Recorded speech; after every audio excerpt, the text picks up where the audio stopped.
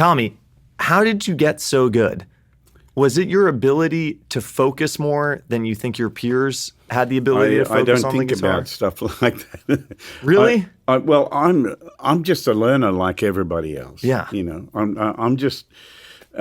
beg, stealing, and borrow. From all the greats who came before us: Merle Travis, Chet Atkins, Jerry Reed.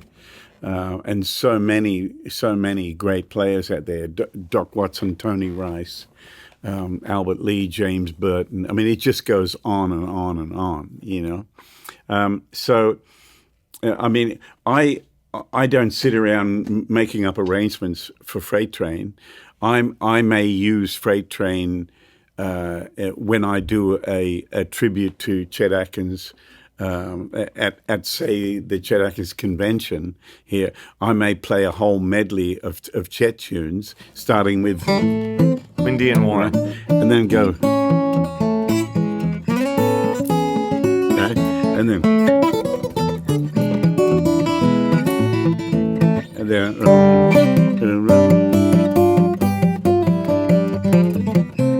you know, and I may quote some of his original licks. You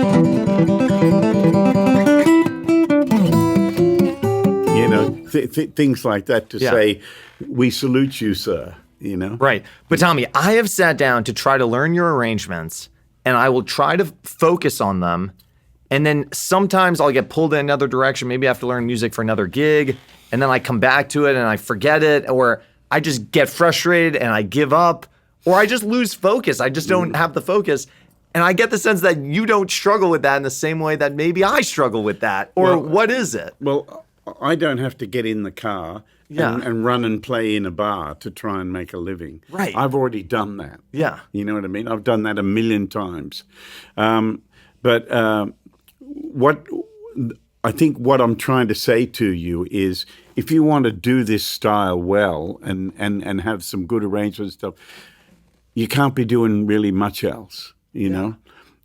You got to remember, I haven't done anything else in my life but music, and I've tried to learn and beg, steal, and borrow, as I said, and so you just go through stages of learning new songs and being inspired by you know, compositions on Chet Atkins records back in the 60s and 70s, especially when he started recording Jerry Reed's tunes. It was like a lightning bolt in music to me. And I can remember going to the record store almost like trembling and sweating in anticipation of what this record was going to do to me, you know, and you'd put the record on for the first time, and you'd hear something that and it'd be like, oh my God, what's that, you know, and Chet did this all the time, but you know, for a music nerd like me, that was my life, you know. 24 hours was not enough in every day for me as a player, you know. But nowadays, I still play a lot and I tour a lot. But when I'm home, like I am today, I'm home here in Nashville. You know, I've already been playing at home, and I was playing last night till about midnight. You know. Why? What do you get out of it? Why do you love it so much? It's unbelievable, right? That you still play so much. I'm trying to work out new stuff all the time. What are you trying to work out right now? Is there anything specific? Yeah, I'm trying to learn the chords to Smoke Gets in Your Eyes. Da, da, da, da, da, da, da, da, da,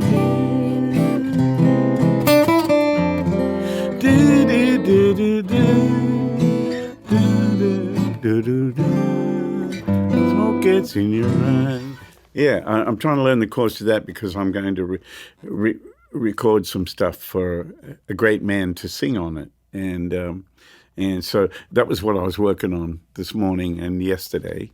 Do you have a sense when you're learning this stuff? I'm blown away by, like, I'll learn this stuff and I'll have it, and then I'll forget it. Ah. Do you have a sense of how this stuff sticks in your head? Do you think if you really learn the melody first and then do you struggle with the chords? Like, No, it's.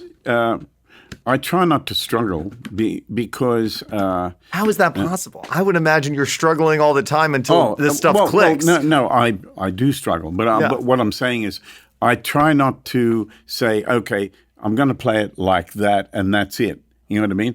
I try to keep the door open to learn new alternative ways, and always be curious as to what can I do to make this a little different. You know, like I was messing with this song yesterday, and instead of going back to C, I went.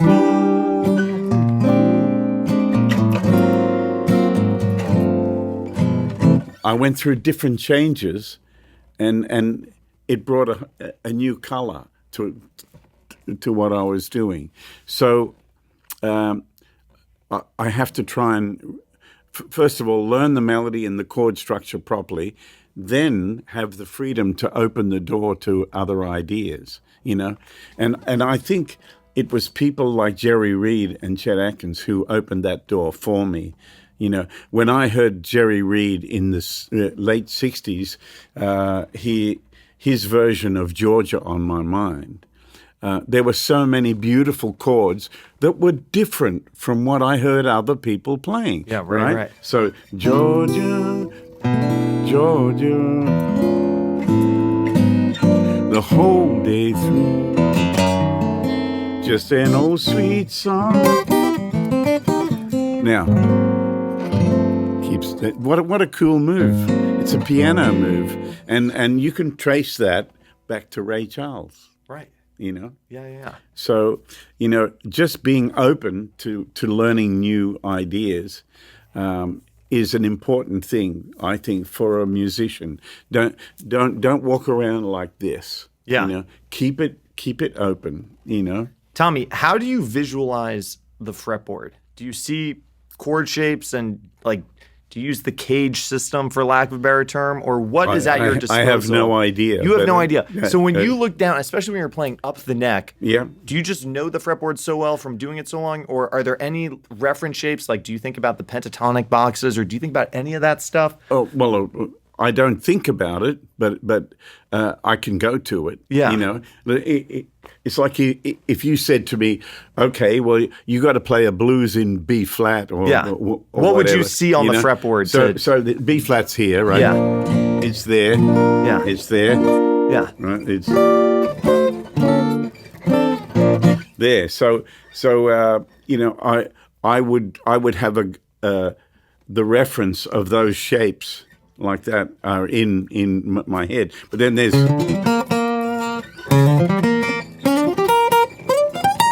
yeah. I'll go to E flat. So how would you connect, if you were playing a blues in B flat and you Yeah. were just improvising, how would you connect all those shapes? I would play what I would sing. Yeah. So if you were backing me up with it, Yeah. right? I might want to go.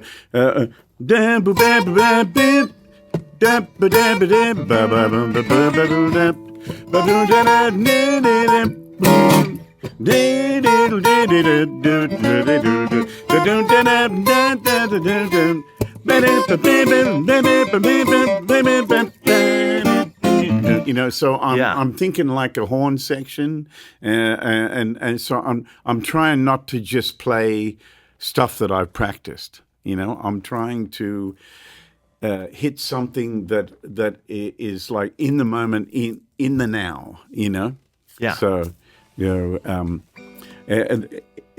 this is, I mean, guys like George Benson showed us how to do that better than anybody. You know, when you hear George take a solo, and it's so in the moment and so right, you know, and I love that about his soloing, and it's beautiful, and it's born out of real jazz music, real bebop, playing with horn players and piano players and organ players, and hearing things that you like. You know, sometimes you'll have I'll meet a young guy who's, I'm going to Berkeley and I'm going to be a jazz guitar player. Yeah, what do you say to them? He'll say, "Do you have any kind of advice?" And I say, "Yeah, listen to Ella Fitzgerald's scat and learn her solos, because that's real jazz."